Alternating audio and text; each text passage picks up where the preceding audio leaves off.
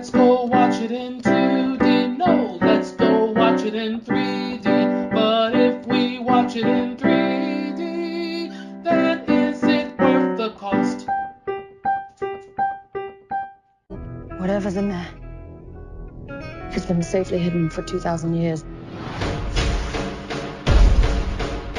This isn't a tomb. It's a prison. Nick! The hieroglyph said she was named Amenet, chosen to be Egypt's next queen. But her thirst for power led her down a darker path, one that had to be stopped. Hello. This is Adolf Vega from 3DOR2D.com, and today I'm reviewing the 2017 The Mummy movie. I want to emphasize 2017 here because there's quite a few The Mummy movies. It's been out since 1932. There's been several Mummy movies, so we'll make sure that's clear. There's quite a few here. So, before I get to the actual movie itself, I'll talk about the 3D element, as always. So, 3D element's kind of interesting because the biggest weakness of 3D is dark environments. And sadly, this movie has a lot of them. And it makes it difficult to see what the 3D is supposed to distinguish. The movie does have some scenes that affect the 3D. One of those scenes has flying birds flying out toward the audience. And it actually looks really well. It makes good use of pop-out 3D. Also has some scenes where it goes into darkness and there's some sparks. The lights from the sparks do fly out the screen. It does look nice as well. And some other scenes with the sarcophagus and like the camera will zoom into it, and it looks nice as well. Now, here's a problem with this. The best scenes of 3D, which are those three little scenes, are really quick, a couple seconds, and they're repeated and recycled throughout the movie. So yes, you see the birds, and that looks good for the couple seconds, and then they do it again.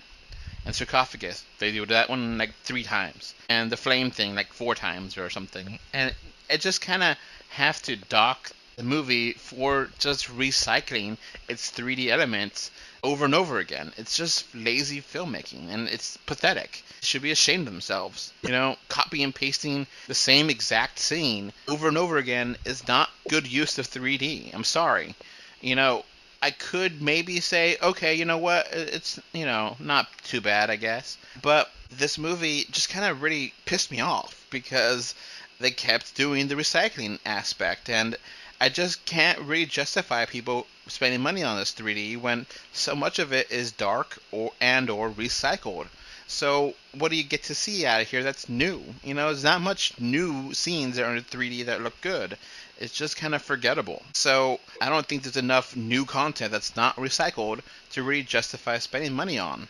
So at the end of the day, I'm not going to give these filmmakers credit for having some effective scenes in 3D because they recycle them, and it's lazy, and it's pathetic. So the final verdict here is weak 3D, 2D recommended.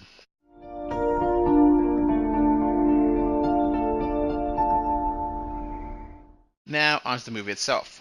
So, like I said before, the Mummy movies have been around for almost a century. And these movies have actually... This movie specifically has been set up to start off a new monster cinematic universe for Universal Studios. Sadly, this long-standing franchise should have probably not been resurrected to begin with, because it's just best to leave this one resting in peace.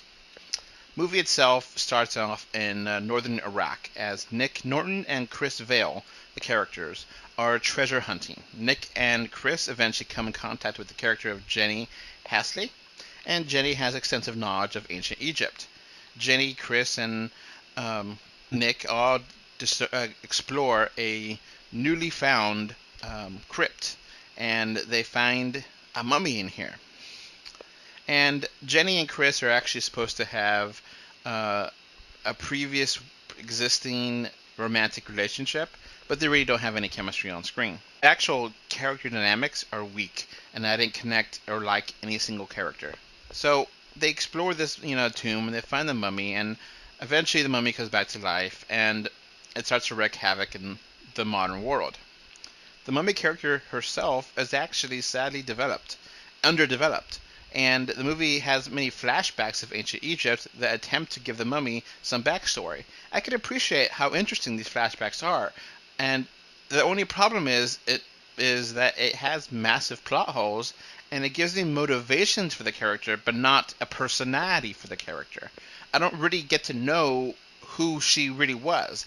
I understand why she does what she does, but I don't really care. So the powers of the mummy are also not fully established. You have a lot of confusing elements here where action scenes just don't make any sense, and it's kind of hard to care again because you don't know her powers. She could do a lot of things, and some minute she'll do this, and another minute she does that. And the few action scenes here are kind of, some of the bigger ones are really bad, and they don't do anything for me. Some of the more intimate action scenes actually are fun. So it's a real mixed bag with action, partly because I don't understand what the mummy can and can't do. They just keep changing her powers and abilities, and I don't really care if she wins or loses because I don't care for her personality. They did try to give her a personality, they try to give her some backstory, but it just doesn't work. I don't care about these characters either. Those characters are bad. The dynamic between them doesn't work. So, on multiple levels, this movie feels cliche, convoluted, and just doesn't work. It's frustrating to watch. Biggest, most frustrating aspect of this movie is the comedic element. Specifically, I had major issues with the character of Chris Vale. Chris is supposed to be the comedic relief and the silly character friend for Nick. Unfortunately, I did not find his style of comedy to be funny at all. The character of Chris Vale is one of those characters that just won't shut up and is incredibly annoying. Unfortunately, he is a main character and is integral to the plot of this movie, so he does not go away, and I hated every scene he was in. I loathed every line of dialogue he spoke. It's not just him, it's also the writing, which is terrible. So I found the Chris Vale character insufferable, and worse than Jar Jar Binks in Star Wars Episode 1. I really hate this guy, and if you have a question here, can a single character ruin an entire movie? Yes. This is a prime example of that. It is so bad. Overall, the movie has some really cheesy and corny scenes, too, and it just feels like they're trying too hard. Whoever wrote this movie doesn't know how to make a corny comedy work on screen. Look, I'm okay with corny comedy. It needs to feel right, and it didn't feel right here. They're trying to mix in some horror elements there, and it just doesn't work. Now, it also has some issues here where the movie actually has some stronger adult cursive language than I was expecting. Which, look, I don't care. I don't mind if it has cursive language. It just should fit the story and the theme it has. And for this kind of corny, silly action popcorn movie, it just feels wrong to have it here. It does not feel appropriate. It just sticks out like a sore thumb, and it shouldn't be in here.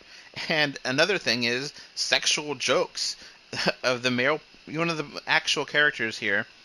They have jokes about his performance, and I just thought it was cringeworthy and totally unnecessary, and it just terrible. So I don't feel like that felt right in this movie. The comedy didn't work. The Chris Vale character doesn't work, and I kind of just think a corny adventure movies like this should be family friendly and not have excessive cursive language and sexy jokes. It just doesn't work. I guess they're trying to have some adult humor here, but as an adult, I just thought it was poorly done.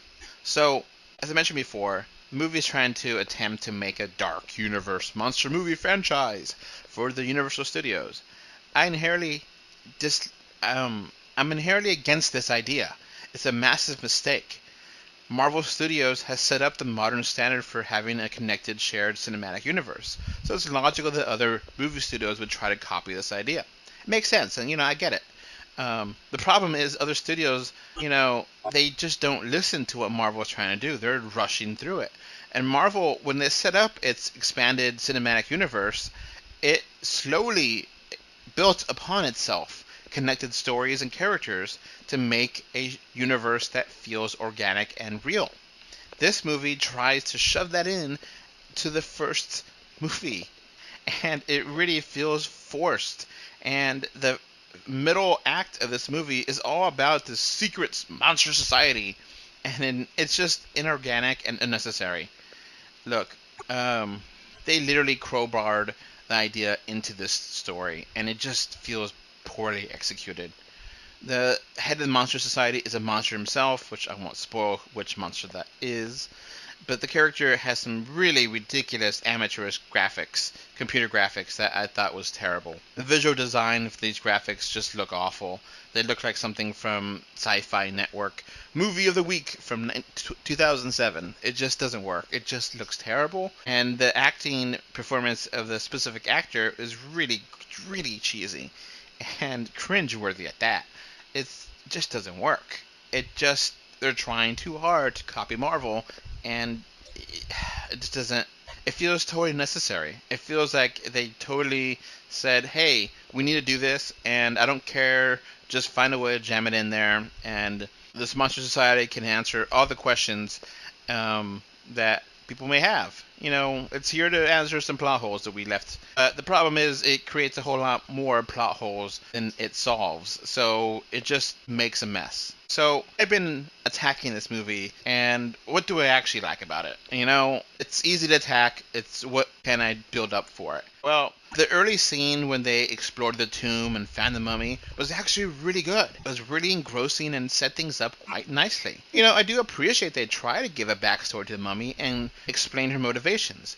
Some of those scenes could have been played out a little longer and given me more information. It ain't bad. That part, at least they tried, And some of the smaller action scenes were fun to watch and well done. There's one joke here with the parachute that was fantastic and actually made me laugh really hard.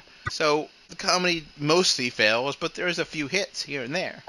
So I did have some enjoyment out of this movie, but the bad parts vastly outweigh the good here.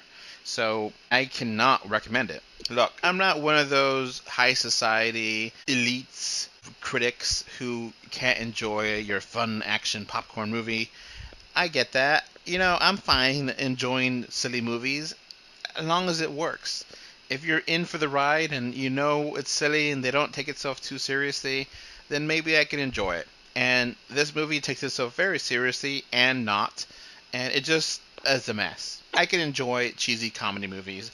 I can enjoy fun summer blockbuster adventure movies, but sadly, I could not enjoy this specific movie. I didn't enjoy the convoluted story and the worthless characters.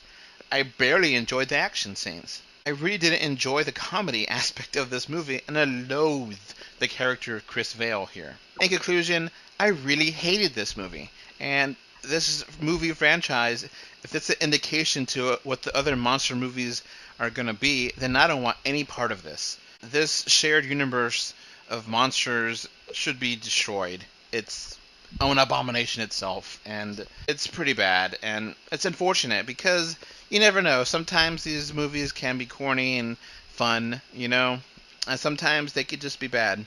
And unfortunately, this is a bad one. And I'm going to give this a final verdict of a 3 out of a possible 10. So that's going to be it for this 2017 The Mummy movie review. Thank you for listening. You can't run. You can't escape. She's got plans for you.